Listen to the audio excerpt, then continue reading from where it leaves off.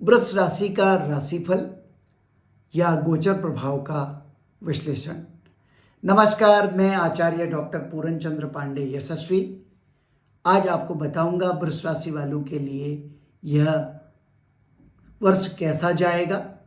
नवंबर से लेके अप्रैल तक पहले बात करेंगे और अप्रैल से दिसंबर की बात फिर बात करेंगे, क्योंकि यहाँ ग्रहों का बड़ा मेजर परिवर्तन हो रहा। एक तो राहु और केतु ने अपने स्थान बदले हैं। राहु जहाँ अग्नि प्रधान राशि मेष से मीन राशि की तरफ जा रहे हैं वक्र होके, और ये 1.5 साल के बाद एक राशि परिवर्तन आता है और 16.5 साल के बाद मीन राशि पर राहु का आगमन हो रहा है। और वैसे केतु का कन्या राशि पर भी 16.5 साल के बाद परिवर्तन हो रहा है। ये परिवर्तन कैसा जाएगा इस पर चर्चा करेंगे और मैं आपको बिल्कुल विश्लेषण बता के करूंगा, आप चार्ट देख पाएंगे। दूसरी बात मैं आपको कहना चाहता हूं कि बृहस्पति और राहु 22 अप्रैल से लेकर 30 अक्टूबर तक एक साथ रहे। इसमें एक चांडाल दोष बन रहा था जिसको गुरु चांडाल दोष बना कहते हैं। इसका एक नेगेटिव इम्पैक्ट था जो कि अब मुक्त हो रहा है। इसका भी पॉजिटिव इफेक्ट आएगा, वो मैं बताऊंगा। तीसरी मैं बात करूंगा शनि की। शनि अभी तक वक्री चल रहा था कुंभ राशि में, जो अपनी मूल त्रिकोण राशि में, और टॉरस के लिए तो वो 10वें घर में बैठी है। भाग्यस्थान का स्वामी, कर्म का स्वामी वक्र था तो थोड़े नेगेटिव इम्पैक्ट थे, लेकिन अब वो मार्गी होने वाला है 4 नवंबर को। उसके बाद उसके भी परिणाम बहुत सुखद होंगे। इससे भी बड़ा परिवर्तन बृहस्पति का आएगा जब वो अप्रैल एंड में या मई 1 को वो मेष राशि से वृष राशि में जाएगा। और वृष राशि शुक्र की अपनी राशि है, उसमें उसके क्या फल होंगे उसको हम आपको बताते हैं। आप मेरे साथ देखिए, मैं पूरा विश्लेषण आपको बताता हूँ और इसके क्या परिणाम होंगे, उसका क्या इम्पैक्ट होगा health, happiness, wealth, prosperity, family life, education और ग्रोथ के ऊपर। ठीक है, वृष राशि के गोचर को प्रैक्टिकली समझने के लिए मैं आपको वृष राशि के चार्ट पर ले चलता हूँ, ताकि आपको थोड़ा ज्योतिषीय जानकारी भी हो जाएगी और आप ग्रहों को समझना भी शुरू कर देंगे और क्या लॉजिक इसमें चलता है उसको भी आप समझ पाएंगे। मैं आपको ये बताना चाहता हूँ, ये टॉरस लगन है। टॉरस लगन यानी वृष राशि वाले जातकों के लिए राहु की स्थिति कहाँ थी? अभी तक राहु 12वें घर में बैठा था। अभी बिल्कुल 1 डिग्री से थोड़ा नीचे आ रहा है और ये चेंज हो चुका है। ये अभी व्यय भाव से, खर्च वाले घर से लाभ भाव में आ गया है, जो कि जल वाली राशि में जाएगा। और जल राशि में जाने के बाद और जुपिटर 12वें घर में बृहस्पति होगा, वो मित्र राशि में है, तो थोड़े ट्रैवल भी करवाएगा। आपके कुछ सकारात्मक ट्रैवल, स्वदेश विदेश की यात्राएं काम से रिलेटेड हो सकती हैं टॉरस राशि, अगर उनका बिजनेस ट्रैवलिंग से रिलेटेड है और या उनके बिजनेस में ट्रैवल की नीड है तो फ्रूटफुल यात्राएं होंगी, वो अच्छा होगा। और ये राहु लाभकारी होगा क्योंकि 3, 6, 11 में राहु सबसे अच्छे फल देता है, तो यहाँ 11th हाउस में जाने की वजह से टॉरस को काफ़ी लाभ देगा। बृहस्पति मेष राशि में 12वें घर में है और मेष राशि में 12वें घर में होने की वजह से बृहस्पति गेनफुल नहीं है, खर्च कराता है। लेकिन अभी तक जो है आप देखते हैं यहाँ गुरु चांडाल दोष बन रहा था। जब बृहस्पति राहु के साथ होता है गुरु चांडाल दोष माना जाता है। इसलिए गुरु चांडाल दोष में आपके कार्यों में अवरोध, आपके अनावश्यक परेशानियाँ, शारीरिक स्वास्थ्य में परेशानियाँ, मानसिक तनाव और कभी कभी ये अपयश का भी कारक होता है। अब राहु से बृहस्पति मुक्त होगा तो ये Rahu will be in 11th house and Jupiter will be remaining in 12th house. 12वें घर में बृहस्पति की स्थिति है 17 डिग्री में, वो अपनी मित्र राशि में है।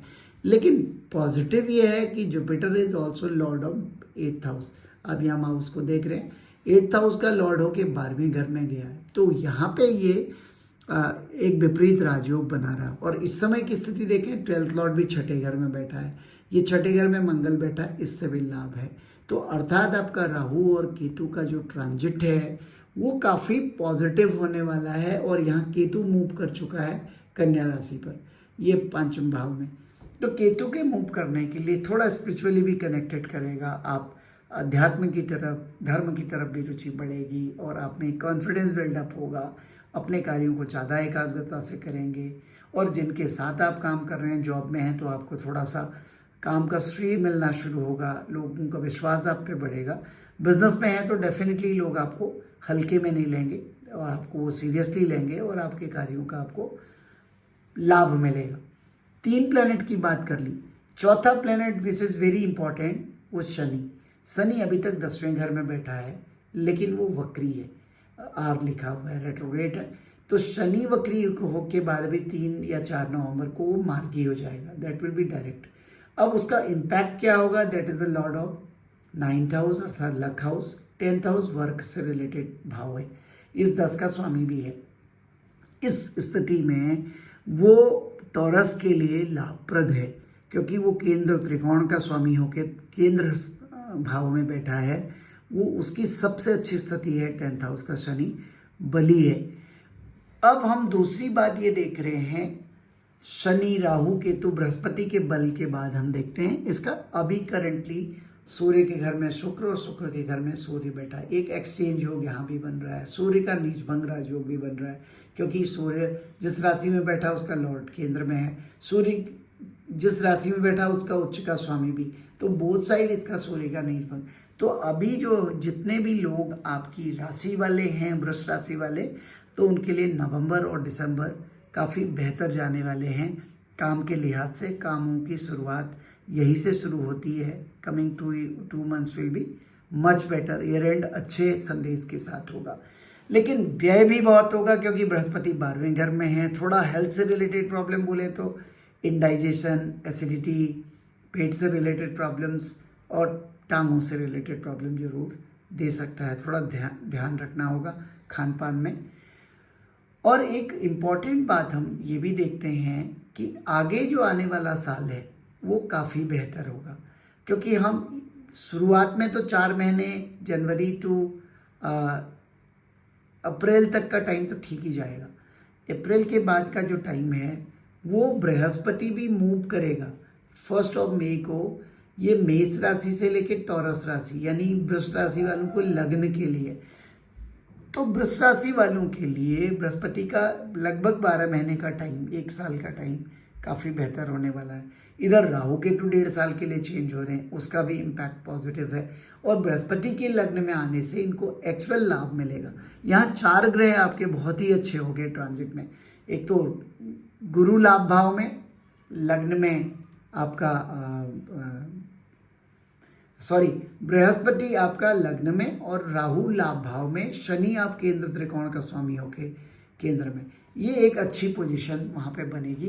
तो यह second half of year will be much better. और हिंदू कैलेंडर से हमारा तो साल ही तब शुरू होता है, तो इनका नया साल हिंदू कैलेंडर से वृष राशि वालों के लिए ज़्यादा महत्वपूर्ण, ज़्यादा अच्छा जाएगा, ऐसा मेरा अनुमान है। इसके क्या प्रभाव होंगे, क्या परिणाम होंगे, हम उस पर बात कर लेते हैं। सबसे पहले हेल्थ, मैंने बोला कि मामूली सी प्रॉब्लम पेट से रिलेटेड और टांगों से रिलेटेड इस समय हो सकती है, आगे वो भी ठीक हो जाएगा। दूसरा वेल्थ की, हाँ मैं ये मानता हूँ नवंबर दिसंबर में थोड़ा सुधार, फर्स्ट हाफ में थोड़ा सा मामूली सा सुधार, लेकिन अप्रैल के बाद मेजर सुधार वृष राशि को मिलेगा। April to December will be excellent. तीसरा हम लोग लेते हैं काम के हिसाब से, शनि भी काम बढ़ाता है, बृहस्पति के लग्न में आना, राहु केतु की स्थिति अच्छी होने से भी आपके कार्य क्षेत्र में वृद्धि है। जॉब में है तो प्रमोशन डिजर्व करते हैं आप, मिलेगा। अगर बिजनेस में है तो व्यापार में भी मेरे ख्याल से अच्छी आपकी प्रगति होनी चाहिए एज पर ट्रांजिट। उसके बाद हम आते हैं तीसरा आपका डोमेस्टिक लाइफ। डोमेस्टिक लाइफ भी आपका अच्छा जाएगा, क्योंकि इस समय प्लानिटरी पोजीशन ठीक जाने वाली है। चौथा हम आते हैं आपके पारिवारिक जीवन के लिए, जो कि रिजनेबली ठीक दिख रहा है। आप आते हैं हम विदेश यात्राओं के लिए, कुछ कुछ योग बनेंगे। अगर आप बिजनेस करते हैं या आपका जॉब बिजनेस से रिलेटेड है या आप पढ़ने बाहर जाना चाहते हैं, तो कुछ योग देखते हैं, थोड़े प्रयास से आपके योग इम्प्लीमेंट हो सकते हैं, ठीक है। और उसके अलावा हम आ जाते हैं आपके सोशल लाइफ ठीक जाएगी, लोगों में रिकग्निशन मिलेगा, आपको काम का सेटिस्फेक्शन होगा, ये सब चीज़ें यहाँ दिखाई पड़ती हैं। और उसके अलावा तो वाहन मकान लेने के योग वाकई बहुत अच्छे हैं। या तो वाहन ले सकते हैं क्योंकि शनि भी आपका काफ़ी प्रभावशाली है, और उससे ज़्यादा आपका मकान लेने के भी योग बनते हैं। अगर आप वास्तव में प्लान कर रहे हैं कि मैं कोई मकान खरीदूं, तो निश्चित तौर पे चाहे रहने का मकान हो, चाहे इन्वेस्टमेंट के लिए कुछ प्रॉपर्टी जुड़नी है, इससे बढ़िया समय और वृष राशि वालों के लिए नहीं होगा, खासकर मई से लेके दिसंबर के बीच में। ठीक है, इस तरह से हमने पूरा विश्लेषण आपको किया। आशा है आपको ये चर्चा पसंद आई होगी, और अगर पसंद हो तो लोगों तक इसको पहुंचाएं और हमारे चैनल को सब्सक्राइब करें ताकि लेटेस्ट वीडियो आप तक पहुंचे और आपको ज्योतिष का नॉलेज भी हो। धन्यवाद, नमस्कार।